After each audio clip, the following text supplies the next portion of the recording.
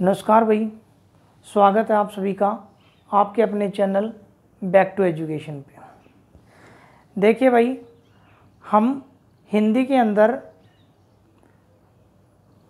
अलंकार को समाप्त कर चुके हैं। ये हमारा एक तरीका होता है कि हम भी जिस भी टॉपिक को हम पूरा करते हैं उसके बाद में हम उसके प्रश्न उत्तर करते हैं, ठीक है, या क्वेश्चन आंसर उसके हम करते हैं। क्वेश्चन आंसर करने का फ़ायदा ये है ताकि आपको ये पता लग सके भी आपने कितना पढ़ा है और आपने कितना कुछ सीखा है हमसे, ठीक है, आपको समझ में आया भी है या नहीं आया है, ठीक है।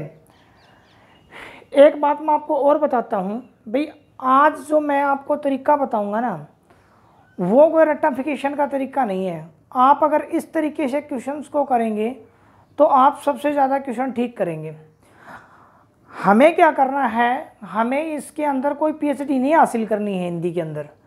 भाई जैसे कोई वाक्य लिख दिया तो हमें उसका मीनिंग या उसका अर्थ आना चाहिए पूरा, नहीं, कोई ज़रूरी नहीं है भाई। हमें तो एग्ज़ाम में अपने नंबर्स लेने से मतलब है, ठीक है।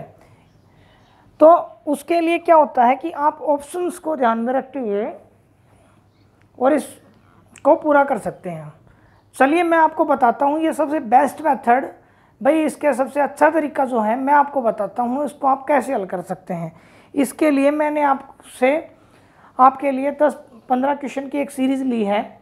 भाई सबसे पहले आपको करना क्या है, मैं यह क्वेश्चन लिखूँगा, आपको वीडियो को पॉज करना है, उसके बाद में आपको ये देखना है कि कितने क्वेश्चन आपके सही हुए, कितने गलत हुए, बाद में आपको कमेंट करके ज़रूर बताना है, ठीक है। चलिए स्टार्ट करते हैं। मैंने क्वेश्चन नंबर 1 लिखा, तो पर 12 उर्वशी, तो पर 12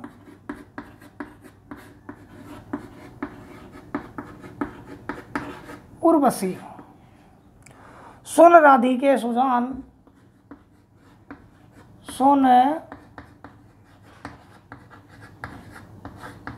सुन राधिके सुजान, तू मोहन की उर्वशी,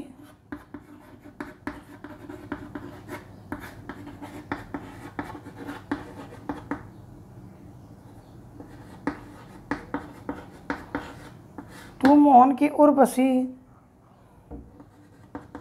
हवे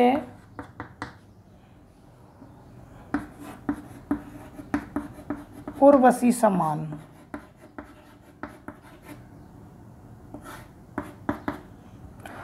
भाई पहला ऑप्शन है इसके अंदर अनुप्रास, दूसरा ऑप्शन है इसके अंदर यमक, तीसरा ऑप्शन है इसके अंदर सलेश, और चौथा ऑप्शन है इसके अंदर वो है रूपक। देखिए, तो पर 12 उर्वशी, सुन राधिके सुजान, तू मोहन की उर्वशी, उर्वशी समान।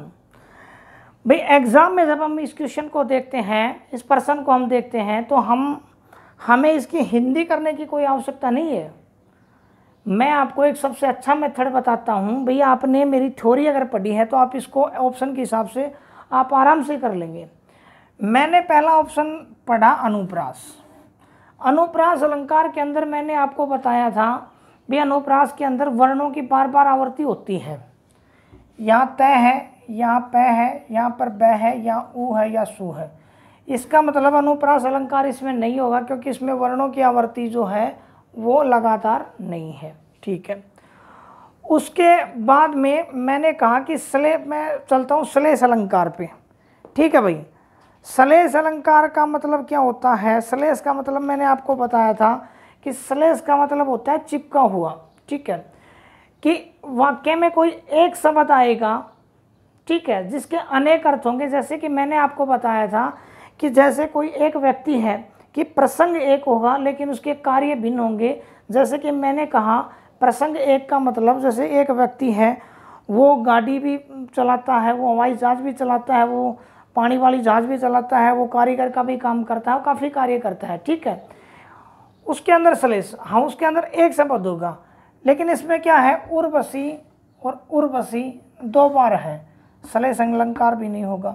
रूपक अलंकार, रूपक अलंकार का मतलब मैंने आपका बताया था कि रूपक अलंकार एक प्रकार का जिद्दी अलंकार है। जैसे मैंने कहा था इसमें कि मैं तो चंद्र खिलौनों ले हूँ, कि मैं तो सिर्फ चंद्र खिलौनों को मतलब होता है कि जैसे मुझे तो क्या चाहिए भाई, चंद्र के समान खिलौना चाहिए। उसके अंदर क्या होती है, एक प्रकार का जिद थी, इसके अंदर कोई जिद है नहीं है, ये भी कट गया। यमक अलंकार के बारे में मैंने क्या बताया था आपको कि यमक अलंकार के अंदर कोई एक शब्द 2 बार प्रयुक्त होगा पर उसका दोनों बार ही अर्थ भिन्न होगा। यहाँ उर्वशी जो शब्द है उर्वशी, ये उर्वशी शब्द यहाँ 2 बार आया है। पहले उर्वशी का मतलब यहाँ पर अप्सरा से, ठीक है, पहले उर्वशी का मतलब यहाँ अप्सरा से और दूसरे उर्वशी का मतलब है यहाँ मोहन के अंतर्मन में जो बसी है अप्सरा, उससे, मोहन के अंतर्मन से, ठीक है। तो इस प्रकार से आप देख सकते हैं भाई अनुप्रास अलंकार आपने देखते ही काट दिया, श्लेष भी और रूपक भी। तो अगर आपको नहीं भी पता हो, अगर उर्वशी का 2 बार आया और इसका मतलब क्या है, फिर भी आप क्या निकाल सकते हैं, इसका आंसर कर सकते हैं, ठीक है।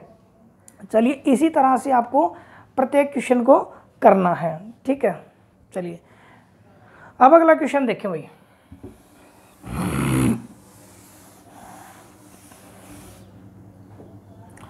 Question number 2। क्वेश्चन नंबर 2 में क्या है भाई कि मुदित महीपति मंदिर आए, मुदित महीपति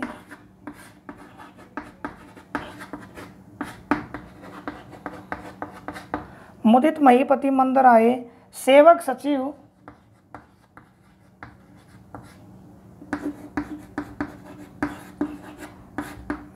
सचिव सुमंत बुलाए।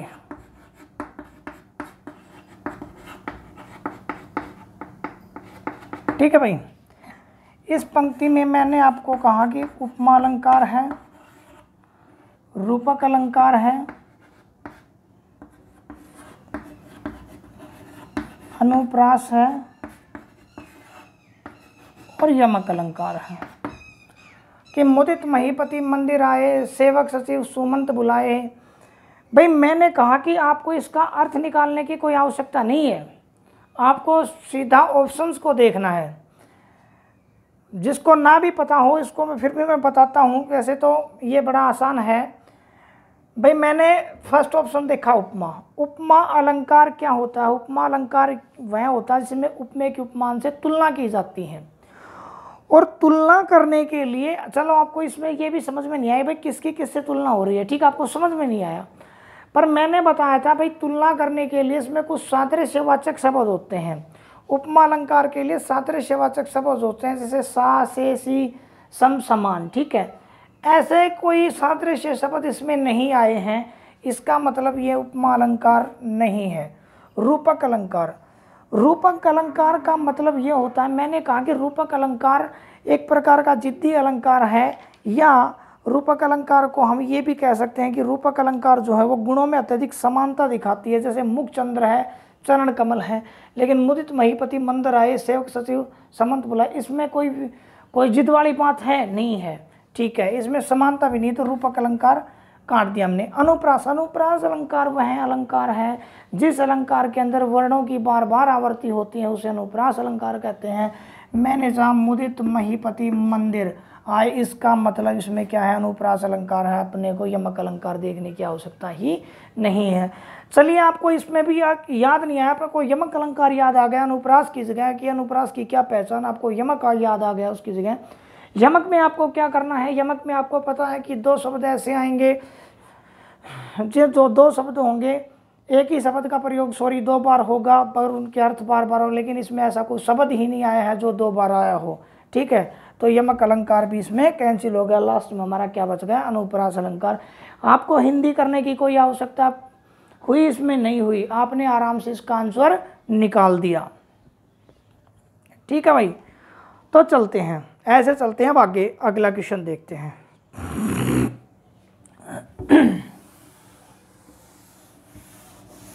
इस तरह से अगर आप हिंदी पढ़ोगे तो भाई आप बड़ी आसान से क्वेश्चन करोगे, ठीक है। अलंकार आपके लिए हलवा लगेगा, हलवा आपको लगेगा नहीं, अलंकार भी कोई टॉपिक है, ठीक है। चलिए भाई नेक्स्ट क्वेश्चन लिखते हैं अब। नेक्स्ट क्वेश्चन है भाई चरण धरत चिंत्या करत, चरण धरत चिंत्या करत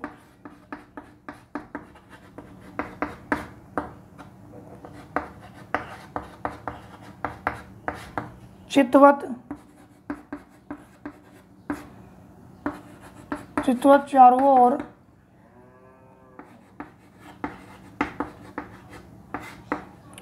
सुबरन को ढूंढत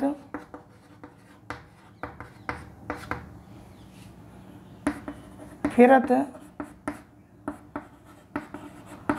कवि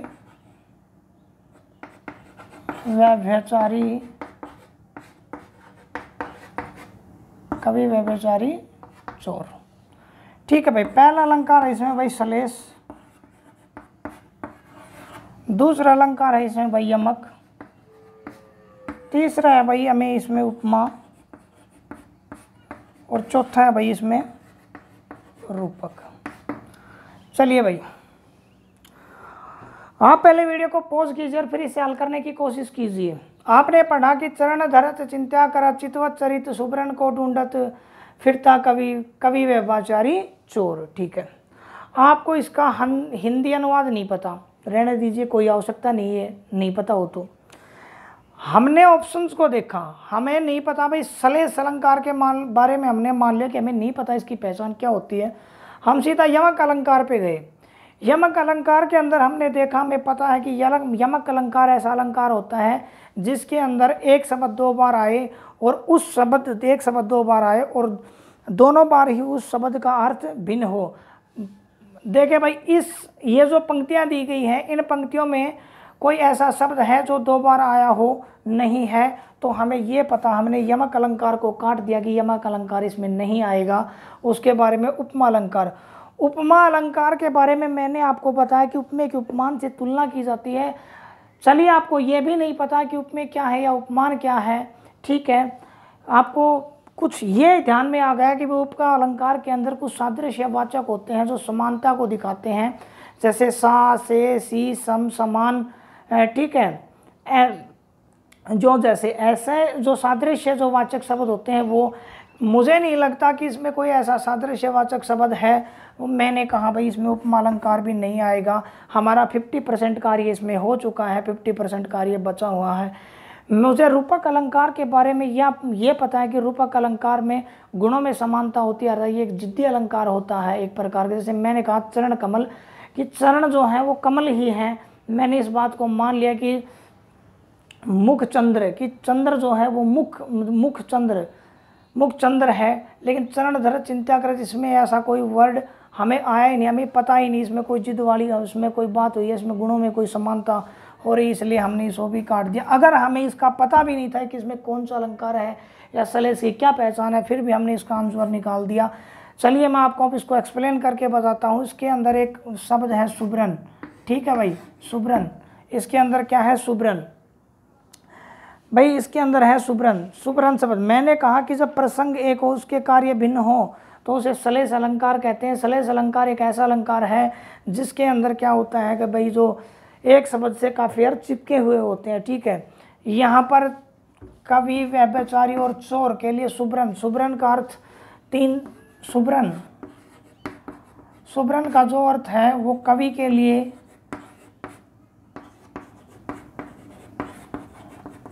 व्यभिचारी के लिए और चोर के लिए अलग अलग है। अगर हम कवि को लेते हैं, ठीक है, तो इसका मतलब होता है, तो यहाँ सुबरन से मतलब होगा हमारा सुंदर अक्षर से, ठीक है भाई। अगर व्यभिचारी को लेते हैं तो व्यभिचारी से मतलब सुंदर स्त्री से, सुंदर स्त्री से, और चोर को क्या चाहिए, सोना भाई, ठीक है भाई। इसलिए मैंने आपको बताया कि अगर आपको सुबरन का अर्थ ना भी पता होता तो अभी आप इस क्वेश्चन को आराम से कर देते। अगर आप थोड़ा सा भी, अगर आपने थ्योरी को भाई ध्यान से पढ़ा है तो आपको दिक्कत नहीं आएगी भाई किसी प्रकार की, ठीक है। मेरे को नहीं लगता भाई इससे अच्छा मेथड आपके लिए कोई होगा। आप रेक्टिफिकेशन कर रहे हो उससे कोई फ़ायदा नहीं है। आप 2 बार करोगे, 4 बार करोगे, आप कितने वाक्यों के रटे हुए, क्योंकि काफ़ी सारे कवि हमारे जिन्होंने काफ़ी सारी ये लाइनें लिखी हैं, पंक्तियाँ लिखी हैं। आप कोई हिंदी में मैंने कहा पीएचडी नहीं करनी है, आपको सिर्फ क्या करना है, आपको आंसर को ठीक करने, अपने एग्जाम में नंबर लेके आपको सिलेक्शन लेना है। ठीक है, चलिए नेक्स्ट क्वेश्चन करता हूँ। बने रहिए, देखते रहिए, मज़ा आ रहा होगा मेरे ख्याल से। अगर आप ऐसे ही प्रैक्टिस करते रहेंगे तो मुझे नहीं लगता है भाई हिंदी में आपका एक भी नंबर कटेगा। ठीक है भाई, चलिए भाई बढ़ते हैं आपकी डिमांड के अनुसार क्वेश्चन नंबर 4 पे। ठीक है भाई, क्वेश्चन नंबर 4 मैंने लिखा, उस काल मारे क्रोध के, उस काल मारे क्रोध के तनु कांपने, उसका लगा मानो हवा के जोर से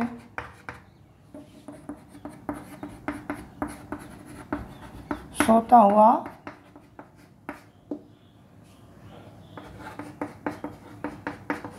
सागर जगा। ठीक है भाई, पहला ऑप्शन है भाई इसमें अतिशयोक्ति,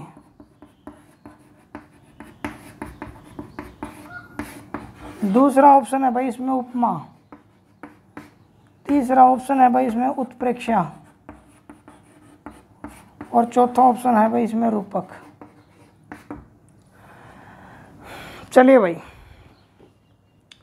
उस काल मारे क्रोध के तनु कांपने, उसका लगा मानो हवा के जोर से सोता हुआ सागर जगा। भाई आपको पढ़ने में लाइन का आनंद आ गया, पर आपको इसका अर्थ नहीं पता, ज़रूरत भी नहीं है आपको इसकी, क्योंकि आपको सिर्फ क्या करना है भाई, आंसर से मतलब है। पहला ऑप्शन आपने देखा भाई अतिशयोक्ति। अतिशयोक्ति का मतलब ये हो गया भाई किसी चीज़ की बढ़ा चढ़ाकर वर्णन करना। ठीक है, जैसे मैंने बढ़ा चढ़ाकर किसी बात का वर्णन करना, जैसे मैंने लिखा विद्यापति के लिए गंगा नदी ने राह बदल ली। विद्यापति एक कवि है भाई, कवि के लिए गंगा नदी थोड़ी ना अपनी राह बदलेगी। तो वैसे वाक्यों में क्या होता है, वे किसी चीज़ को आवश्यकता से अधिक बढ़ाकर जब हम उसका वर्णन करते हैं तो उसमें अतिशयोक्ति को कहते हैं। अतिशयोक्ति इसमें है भाई कवि कि उस काल मारे क्रोध के तनु कांपने, उसका लगा मानो हवा के जोर से सोता हुआ सागर लगा।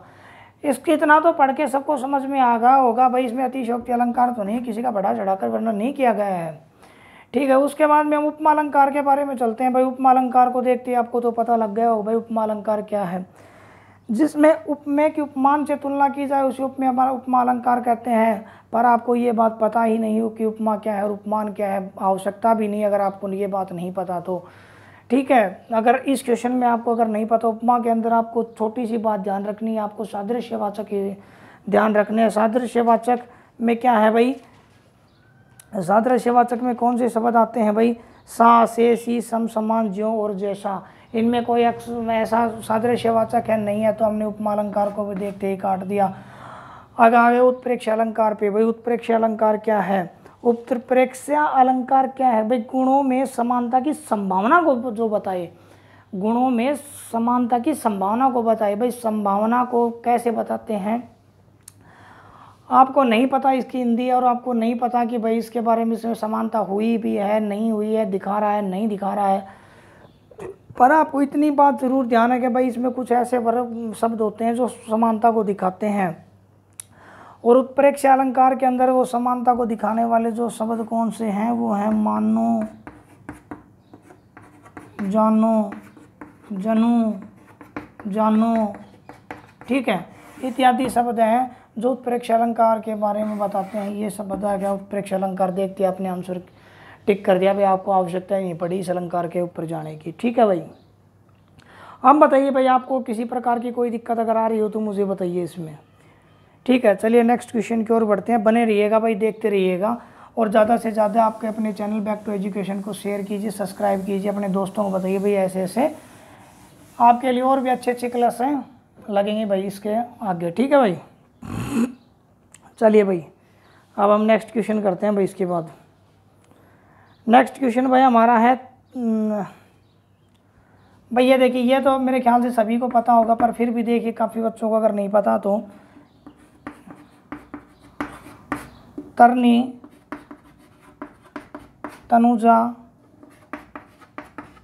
तटतमाल, ठीक है बच्चों, तरवर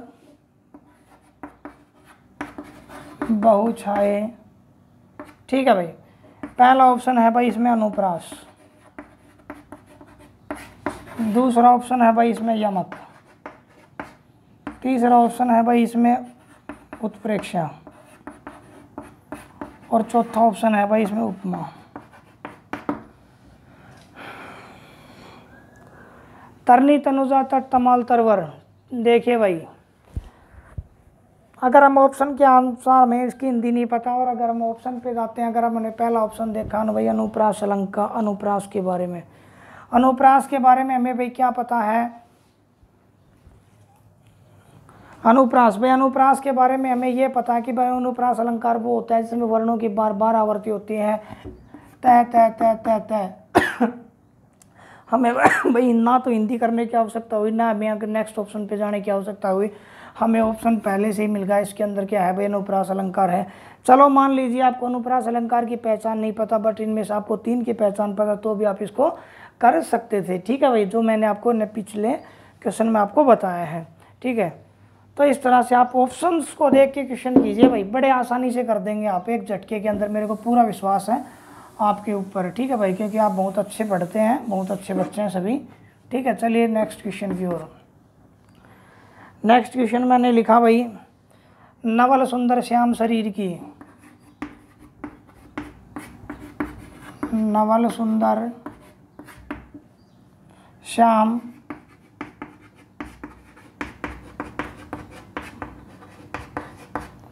शरीर की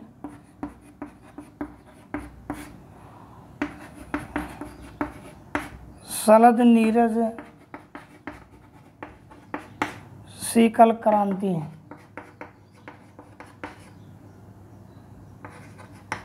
ठीक। ऑप्शन है भाई इसमें उपमा, ऑप्शन है भाई इसमें रूपक, ऑप्शन है इसमें भाई सलेश, और ऑप्शन है भाई इसमें उत्प्रेक्षा,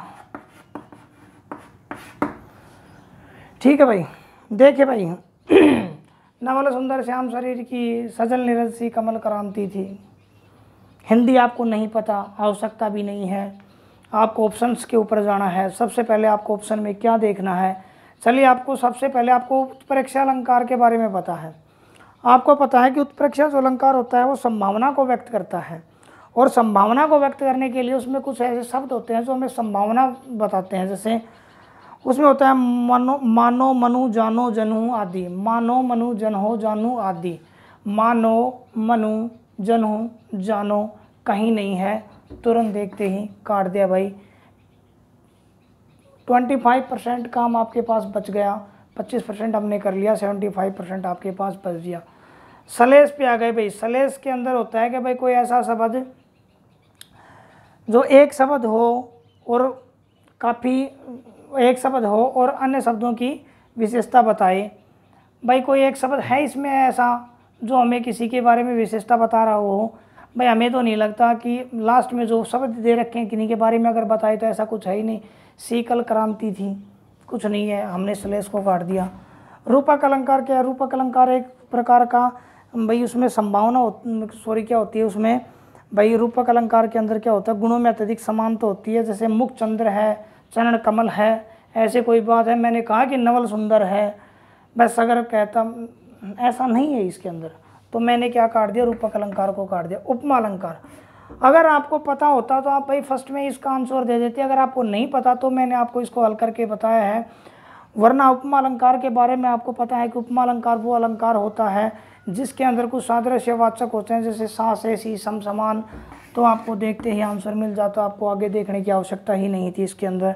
ठीक है भाई, तो अगर आप ऑप्शन को एलिमिनेट करना सीख गए ना भाई, तो आप सबसे ज़्यादा ये मान लो भाई सबसे अच्छे हो आप और सबसे आगे चल रहे हो आप। ठीक है, चलिए भाई इस क्वेश्चन की सीरीज़ को आगे बढ़ाते हुए नेक्स्ट क्वेश्चन करते हैं हम।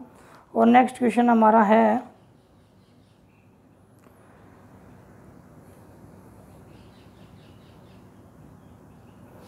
चलो भाई ये एक क्वेश्चन और लेते हैं कि फूल फूले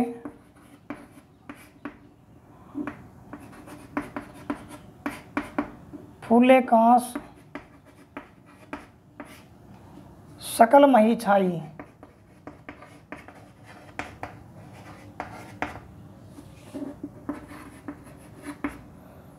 जनु बरसा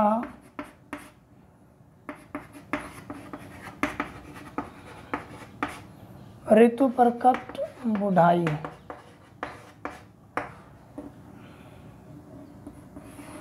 पहला भाई इसमें यमक, दूसरा है भाई इसमें अनुप्रास, तीसरा है इसमें उपमा और चौथा है इसमें उत्प्रेक्षा। भाई देखिए भाई, चलिए भाई, फूले कांस सकल मही छाई, जनु बरसा ऋतु प्रकट बुढ़ाई। आपको हिंदी करने की आवश्यकता नहीं है, आपको सीधा क्या करना है, ऑप्शंस के ऊपर जाना है। और आपने पहला ही ऑप्शन देखा आगे भाई, यमक अलंकार। यमक अलंकार के अंदर क्या है, यमक अलंकार एक ऐसा अलंकार है भाई, यमक अलंकार के अंदर क्या है, यमक अलंकार जो हमारा है उसके अंदर दो शब्द ऐसे होते हैं, जो एक शब्द जो दो बार आए और उसका हमेशा जो अर्थ है वो अलग अलग हो। इसमें कोई ऐसे शब्द हैं जो दो बार आए, कोई ऐसा शब्द है जो दो बार आया हो? मुझे तो नहीं लगता। अगर आपको दिखाई दे रहा है तो मुझे कमेंट करके ज़रूर बताएंगे आप, ठीक है भाई। नहीं है तो हमने यमक अलंकार को काट दिया। अनुप्रास अलंकार क्या होता है भाई, वर्णों की बार बार आवर्ती, नहीं है, काट दिया। उपमा अलंकार, उपमा अलंकार के अंदर तो आपको देखते ही पता लग गया भाई, सादृश्यवाचक। मैं शुरू से रिपीट करता आ रहा हूँ कि सादृश्यवाचक सा से सी सम समान, सा से सी सम समान नहीं नज़र आ रहे, काट दीजिए। अगर आपको नहीं भी पता तो आंसर आपका उत्प्रेक्षा अलंकार आ गया। और अगर आपको ये भी पता था, आपकी नज़र अगर उत्प्रेक्षा अलंकार पे जाती और आपको पता है कि उत्प्रेक्षा अलंकार के अंदर कुछ संभावना दिखाने वाले शब्द हैं, जैसे जनु जनु जानो मनु मानो, तो जनु जानो मनु मानो, तो आप देखते ही आंसर वैसे भी लगा सकते थे। पर आपको इसको नहीं भी पता होता तो भी आप इसका आंसर कर सकते थे, ठीक है भाई। आपको ये नहीं देखना है कि सही क्या है, अगर आप ये करना सीख गए कि ये गलत क्यों है तो आप सबसे बेस्ट हो भाई, ठीक है भाई। चलिए नेक्स्ट क्वेश्चन की ओर बढ़ते हैं भाई।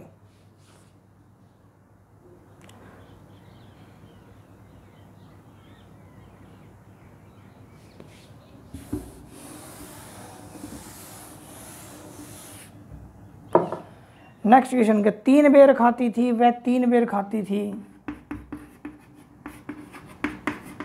3 बेर खाती थी वे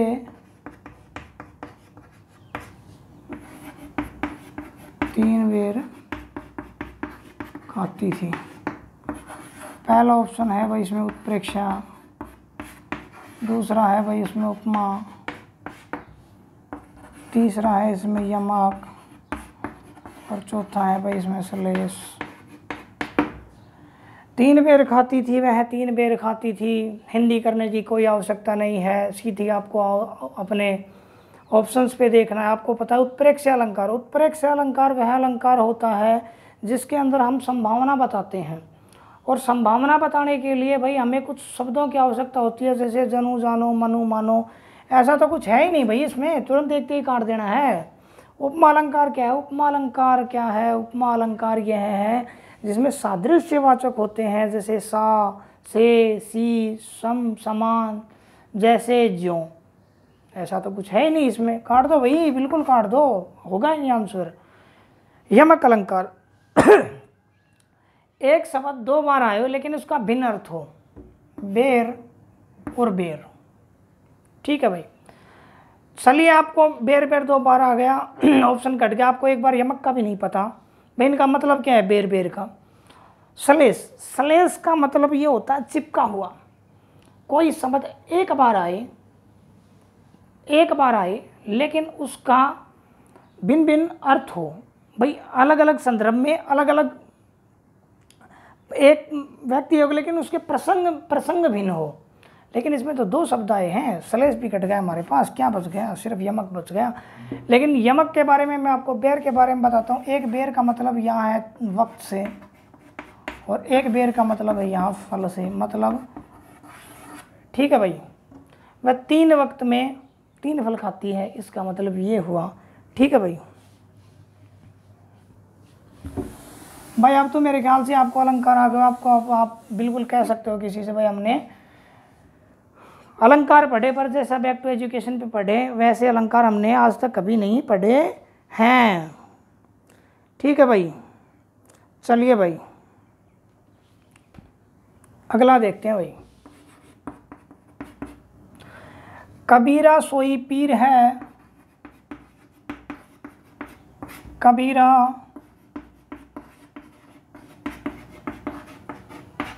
कबीरा सोई पीर है, जे जाने पर पीर,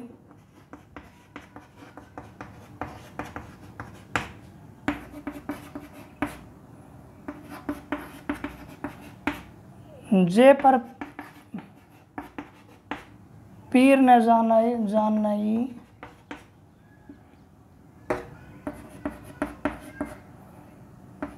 सो का फिर बेपीर। पहला है भाई इसमें अनुप्रास, दूसरा है भाई इसमें उपमा, तीसरा है भाई इसमें यमक, और चौथा है इनमें से कोई नहीं। ठीक है भाई, देखिए कबीरा सोई पीर है, जे जाने पर पीर, जे पर पीर ने जाने सो का फिर बेचीर। भाई सबसे पहले हमने अनुप्रास अलंकार देखा भाई फर्स्ट ऑप्शन में। हमें पता है अनुप्रास अलंकार वह अलंकार है जिसमें जो वर्णों की आवर्ती है वो बार बार होती है, नहीं है, काट दीजिए भाई। उपमा अलंकार, उपमा अलंकार में भाई सादृश्य शब्द होते हैं, जैसे सा, से, सी, सम, समान, ज्यों, जैसे, नहीं है भाई, काट दीजिए भाई। यमक अलंकार, यमक अलंकार भाई ऐसा अलंकार है कि जिसमें एक शब्द जो 2 बार आए और उसका अर्थ भिन्न भिन्न हो उसे क्या कहते हैं भाई हमें। एक शब्द 2 बार है उसका अर्थ भिन्न भिन्न होता है उसे क्या कहते हैं भाई, यमक अलंकार। यहाँ पीर का मतलब एक तो है संत महात्मा से, और दूसरे पीर का मतलब है पीड़ा या दर्द से। एक पीर का मतलब है या भाई संत और महात्मा से, और दूसरे पीर का मतलब है यहाँ दर्द या पीड़ा से। ठीक है भाई।